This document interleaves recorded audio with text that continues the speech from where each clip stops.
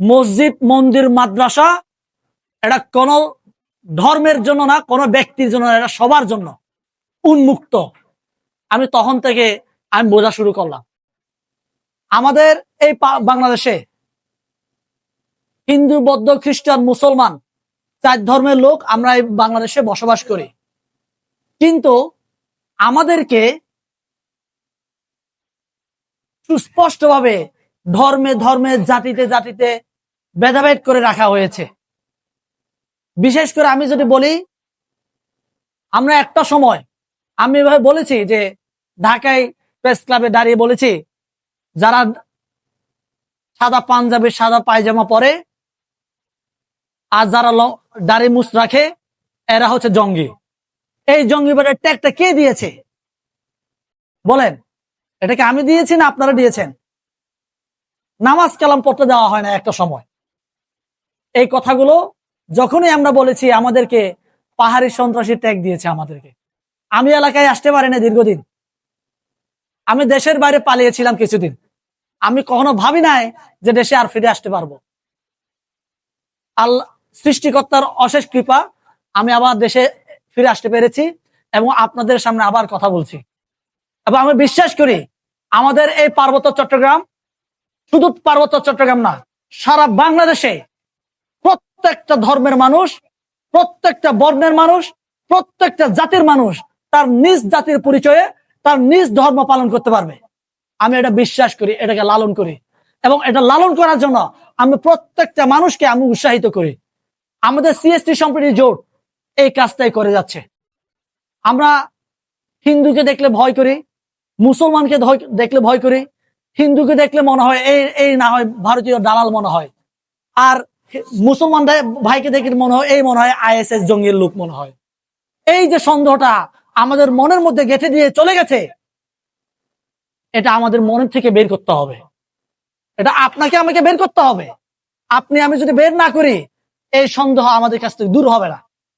আজকে সিএসটি সম্প্রীতি জোট দুয়ারে দুয়ারে যাচ্ছে, মানুষের কাছে যাচ্ছে। কেন যাচ্ছে? আমি বিশ্বাস করি এই পাহাড়টা আমাদের।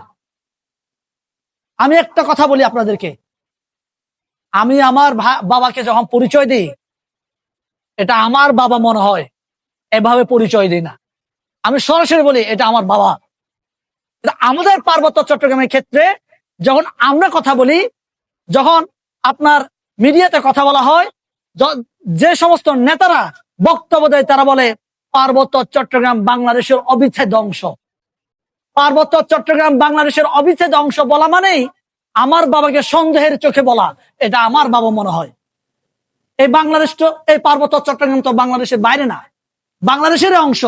এই অংশটাকে সন্দেহের চোখে রেখে দিয়ে এই আমাদের পার্বত্য চট্টগ্রামে আমরা যারা বাঙালি অবাঙালি আছি, আমাদেরকে বিভাজনের মধ্যে রেখে দেওয়া হয়েছে, সুস্পষ্ট ভাবে রেখে দেওয়া হয়েছে। আজকে আমি যে মাদ্রাসায় দাঁড়িয়েছি, ইবতিদাইয়া মাদ্রাসা, শিক্ষা হবে সবার জন্য উন্মুক্ত। বাংলাদেশে একটা শ্রেণীকে বই দেওয়া হয়েছে, আরেকটা শ্রেণীকে বই দেওয়া হয় নাই। সে হিন্দু ধর্ম নিয়ে লেখাপড়া করতে চায়, তাকে কি আমরা হিন্দু ধর্ম লেখাপড়ার সুযোগ দিব না? যে বৌদ্ধ ধর্মকে নিয়ে লেখাপড়া করতে চায়, তাকে কি আমি উন্মুক্ত ভাবে বৌদ্ধ ধর্ম লেখাপড়া করতে সুযোগ দিব না? দিব তো।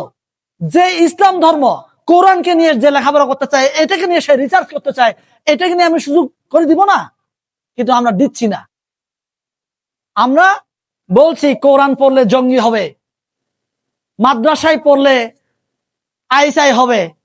এই যে সন্দেহ, এই যে আপনার আমাদের মাথায় যে ঢুকিয়ে দিয়েছে, এখান থেকে বের করে আনার কাজ কাদের করতে হবে? আমাদের। এই আগামীর প্রজন্মদের মাথায় ঢুকিয়ে দিতে হবে মাদ্রাসায় পড়লে জঙ্গি হয় না, মাদ্রাসায় পড়লে বিজ্ঞানী হওয়া যায়, মাদ্রাসায় পড়লে ডাক্তার, উকিল, ব্যারিস্টার হওয়া যায়। এটা আপনাদেরকে বলতে হবে। আজকে সাদেক কায়েমের কথা যদি বলি, সাদেক কায়েমের বাড়ি কোথায়? সাদেক কায়েমের বাড়ি আমাদের পাহাড়ের ছেলে। আজকে ঢাকা ভার্সিটিতে সারা বাংলাদেশের ছাত্রদেরকে নেতৃত্ব দিচ্ছে। কোথায় তার লেখাপড়া? মাদ্রাসায় থেকে। তাহলে ওরা যদি নেতৃত্ব দিতে পারে, আমি বিশ্বাস করে এই যে ইবতিদাইয়া মাদ্রাসার ছাত্ররাও একদিন এই বাংলাদেশকে নেতৃত্ব দিবে। এরা সচিব হবে, ব্যারিস্টার হবে, মন্ত্রী হবে। এই স্বপ্ন আমি দেখি। আপনাদেরকে দেখাতে হবে তাদেরকে।